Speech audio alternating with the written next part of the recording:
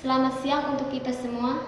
Perkenalkan, nama lengkap saya Agustina Santi, NIM 0622000061. Dosen pengampu Bapak Nuncio Handrian Melano, AMD, SM, MM. Di sini saya akan membuat video untuk memenuhi nilai UTS Studi Kelayakan Bisnis. Di sini saya akan menjelaskan materi tentang mengidentifikasi ide gagasan usaha. Yang pertama, definisi usaha bisnis.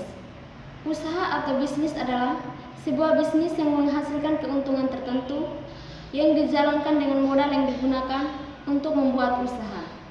Dalam sebuah usaha terdapat faktor potensi dan peluang usaha. Yang kedua, identifikasi ide atau gagasan usaha. Yang pertama, melakukan survei atau pengamatan langsung ke lokasi. Yang kedua, menghimpun seluruh pengalaman mengenai usaha yang pernah ditekuni sebelumnya. Yang ketiga, membaca, mendengar atau melakukan diskusi mengenai usaha tersebut. Yang ketiga, pengujian ide atau gagasan usaha dari sisi pemasaran dalam melakukan riset pasar.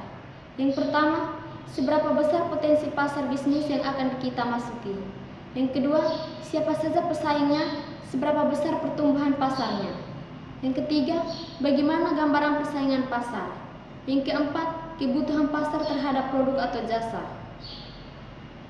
Yang keempat, cara pandang peluang terhadap ide yang lama. Terdapat beberapa cara agar ide menjadi peluang. Yang pertama, ide dapat digerakkan secara internal melalui perubahan cara-cara atau metode yang lebih baik untuk melayani dan memuaskan pelanggan dalam memenuhi kebutuhannya. Yang kedua, ide dapat dihasilkan dalam bentuk produk dan jasa baru. Yang ketiga, ide dapat dihasilkan dalam bentuk modifikasi, bagaimana pekerjaan dilakukan atau modifikasi cara melakukan suatu pekerjaan. Yang kelima, risiko yang harus diperhatikan dalam memulai sebuah bisnis. Yang pertama, risiko teknik. Risiko teknik adalah bentuk risiko yang akan dimiliki seorang wirausaha untuk melakukan pengobservasian dari sebuah usaha. Yang kedua, risiko finansial. Risiko finansial adalah bentuk risiko yang berhubungan dengan biaya yang dilakukan pengeluaran oleh sebuah perusahaan sehingga perusahaan tersebut akan mampu untuk melakukan operasi. Yang ketiga, risiko pesaing.